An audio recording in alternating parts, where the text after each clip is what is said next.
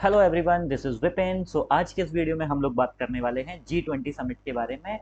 सारी डिटेल्स को हम लोग पढ़ने वाले हैं। पहले ये मेरे बारे में इंट्रोडक्शन है, आप लोग मुझे फॉलो कर सकते हैं मेरे टेलीग्राम चैनल के ऊपर, और यहाँ पर आप मुझे इंस्टाग्राम पे भी फॉलो कर सकते हैं। चलिए, आज हम लोग बात करने वाले हैं G20 के बारे में, सारी चीज़ों को डिस्कस करते हैं। G20 एक ग्रुप ऑफ 20, एक ग्रुप है जिसमें 19 कंट्रीज हैं, एक आपका यूरोपियन यूनियन है, और एक इस साल जो ऐड हुआ है दैट इज अफ्रीकन यूनियन। तो अब ये जो है वो हो गया है G21। इस साल से इंडिया ने अफ्रीकन यूनियन को इनवाइट किया और अफ्रीकन यूनियन ने उसे एक्सेप्ट किया, और अफ्रीकन यूनियन अब G21 का पार्ट बन चुका है। इंडिया में हुआ ये हम सबको पता है। थीम क्या थी? वसुदैव कुटुंबकम, राइट। फिर इसको इंग्लिश में one earth, one family, one future. Exam में ये वर्ड्स, अर्थ, फैमिली और ये फ्यूचर, ये आपसे वो पूछ सकता है सीक्वेंस वाइज। ठीक है, आगे बढ़ते हैं हम लोग। उसके बाद ये है G20 का बेसिक इंट्रोडक्शन, राइट। कब बनाया गया था? ये बनाया गया था 1999 में, राइट। एक क्वेश्चन ये भी पूछा जा सकता है कि इसे बनाया कहाँ पर गया था 1999 में। तो इसे बनाया गया था बर्लिन में। अब जैसा कि हम सब लोग जानते हैं, बर्लिन जर्मनी में है, राइट। तो इसे जर्मनी में बनाया गया था 1999 में। एशियन फाइनेंशियल क्राइसिस की वजह से G20 को इस्टेब्लिश किया गया था, राइट। उसके बाद पहली बार जो समिट हुआ था वो 2008 में समिट हुआ था, और ये समिट हुआ था यूएसए में, राइट। यूएसए में स्पेसिफिकली कहाँ पे? Washington, Washington DC, right. तो 2008 में समिट को स्टार्ट किया गया था। G20 जो प्रेसिडेंसी है वो रोटेट होती है। इस साल जो प्रेसिडेंट था वो इंडिया था। इंडिया को 1 दिसंबर 2022 के दिन प्रेसिडेंसी मिली थी। ये डेट बहुत इंपॉर्टेंट है। इसका कोई भी परमानेंट हेडक्वार्टर या परमानेंट सेक्रेटरीट नहीं है। 90 कंट्रीज इसकी मेंबर है, हम लोगों ने डिस्कस किया, जो 5 ग्रुप्स में डिवाइड की हुई है, राइट। फिर उसके बाद एक टर्म यूज होता है, एक टर्म यूज होता है troika, right. So current presidency, past presidency और नेक्स्ट प्रेसिडेंसी। तो अगर मैं अभी के ट्राइका की बात करूं तो current presidency India, right. Past presidency Indonesia, right. And then next presidency आपकी ब्राजील। तो ये हो गया आपका ट्रायो का इस साल के लिए, राइट। आगे बढ़ते हैं हम लोग। G20 की ये एक टाइमलाइन है, राइट। बर्लिन में 1999 में इसका फाउंडेशन हुआ था। 2008 में वॉशिंगटन डीसी में पहला समिट हुआ था। जो लास्ट समिट है वो हुआ था इंडोनेशिया में, राइट। जोको विडोडो इंडोनेशिया की प्रेसिडेंट हैं, हमें इनका नाम भी पता होना चाहिए। इस साल का जो समिट है 18th समिट, ये हमें पता होना चाहिए। 2023 में हुआ, न्यू दिल्ली में हुआ। 9 टू 10th सितंबर ये कंडक्ट हुआ। अब जो 19 समिट होगा वो होगा रियो डी जेनेरी में, ब्राजील में। ब्राजील के प्रेसिडेंट लुइस लूला ड सिल्वा, ये इनका नाम हमें पता होना चाहिए, ये प्रेसिडेंट हैं। 2025 का जो होगा वो होगा साउथ अफ्रीका में। 2026 जो G20 होगा वो होगा यूएसए। अभी सिटीज डिसाइडेड नहीं हुई हैं। आगे बढ़ते हैं। ये एक वर्ल्ड वाइड मैप है G20 का। आप लोग येलो कलर में देख सकते हैं, डार्क येलो कलर में, ऑरेंज कलर में, जो G20 कंट्रीज हैं जो मेंबर्स हैं, प्लस यूरोपियन यूनियन भी है। जो गेस्ट कंट्रीज हैं वो ब्लू फेज में दी हुई है, राइट। आगे बढ़ते हैं हम लोग। तो ये कंट्री के मेंबर्स हैं, आप लोग देख सकते हैं। 9 सितंबर को हुआ है न्यू दिल्ली में समिट। ये यहाँ पे लोगो भी आप क्लियरली देख सकते हैं, इसमें एक लोटस यूज किया है और ब्लू कलर की अर्थ यूज की गई है। सो अर्जेंटीना एक कंट्री है, ऑस्ट्रेलिया एक कंट्री है, ब्राज़ील है, कनाडा है, चाइना है। अब आपको ये याद रखना है कि चाइना के प्रेसिडेंट ने ये समिट स्किप किया था, right. France, Germany, India, Indonesia, Italy, Japan, Mexico, Republic of Korea, Russia, Saudi Arabia, south Africa, Turkey और यूनाइटेड किंगडम, ये कंट्रीज G20 की मेंबर्स हैं, राइट। आगे चलते हैं हम लोग। अब हम लोग बात करते हैं हमारे इस बार के समिट के बारे में। तो ये हम लोग थीम के बारे में डिस्कस कर चुके हैं, one earth one family one future. 18th G20 summit था। वेन्यू भारत मंडपम हमारे लिए इंपॉर्टेंट है।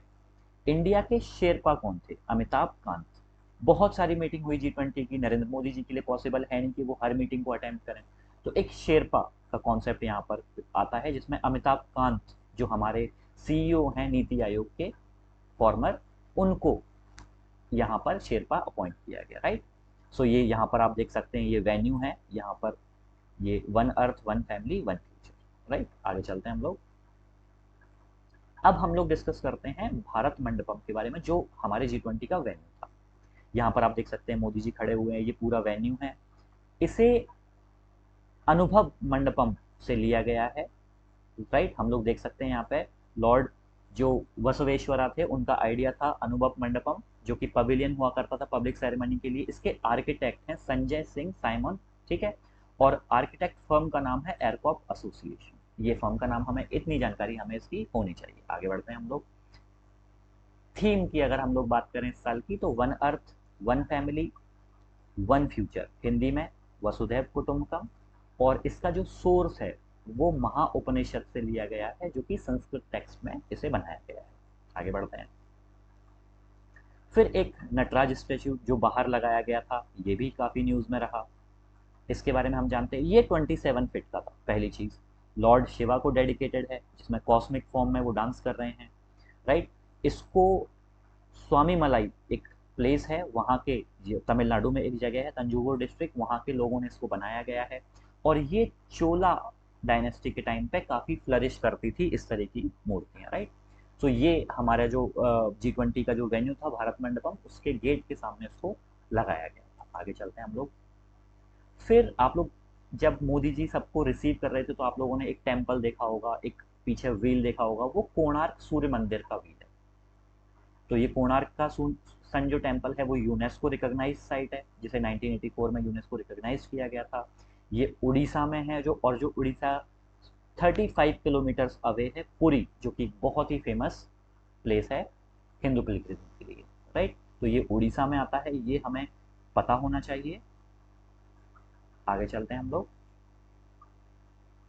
अब जैसा कि मैंने बताया कि चाइना के प्रेसिडेंट और रशिया के प्रेसिडेंट ने इस मीटिंग को स्किप किया था, तो अब जो चाइना के प्रेसिडेंट की जगह पे चाइना के प्राइम मिनिस्टर आए थे, उनका नाम हमें पता होना चाहिए, ली कियांग। और रशिया के प्रेसिडेंट की जगह पे वहाँ के फॉरेन मिनिस्टर आए थे, सर्वे लैवरोव, उनका नाम हमें पता होना चाहिए। हमें चाइना के प्रेसिडेंट का नाम भी पता होना चाहिए, शी जिनपिंग, राइट। ये चाइना के प्रेसिडेंट हैं। और रशिया के प्रेसिडेंट के बारे में सब लोग जानते हैं, व्लादिमीर पुतिन। तो उन दोनों ने इसको स्किप किया था मीटिंग को, और उनकी जगह पे चाइना के प्राइम मिनिस्टर और रशिया के फॉरेन मिनिस्टर ने ये मीटिंग अटेंड। अब जैसा कि हम लोगों ने शुरू में डिस्कस किया, G20 अब G21 हो गया है। इसमें 19 कंट्री के साथ जो यूरोपियन यूनियन है उसके साथ एक और एसोसिएशन ऐड हुआ है, और वो एसोसिएशन है अफ्रीकन यूनियन। अफ्रीकन यूनियन के बारे में हमें जो चीज़ें पता होनी चाहिए, इसे 2002 में बनाया गया था। इसका हेडक्वार्टर एडिस अबाबा में है। एडिस अबाबा कहाँ पे है? ये है इथियोपिया। इथियोपिया जो एक अफ्रीकन कंट्री है। इसके टोटल 55 मेंबर्स हैं, और इसके जो हेड हैं वो हैं अजाली असोमनी। इतना हमें जानकारी होनी चाहिए अफ्रीकन यूनियन के। आगे बढ़ते हैं हम लोग। फिर एक ग्लोबल बायोफ्यूल अलायंस अडॉप्ट किया गया। बायोफ्यूल अलायंस ये है कि भाई हमें अल्टरनेट जो मेथड्स हैं उनके ऊपर फोकस करना है, ताकि क्लाइमेट को प्रोटेक्ट किया जा सके। तो ये जो एफर्ट्स है वो इंडिया और यूएसए और ब्राज़ील की साइड से एफर्ट्स दिए गए।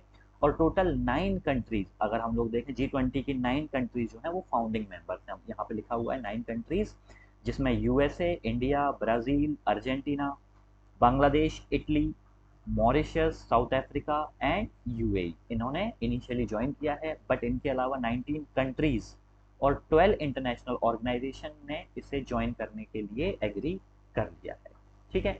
तो ग्लोबल बायोफ्यूल अलायंस, इसके बारे में थोड़ा और डिटेल में हमको पढ़ लेना है, राइट। आगे चलते हैं। फिर एक काफ़ी इकोनॉमिकली इंपॉर्टेंस रखने वाला एक ये कॉरिडोर है, India middle east Europe corridor.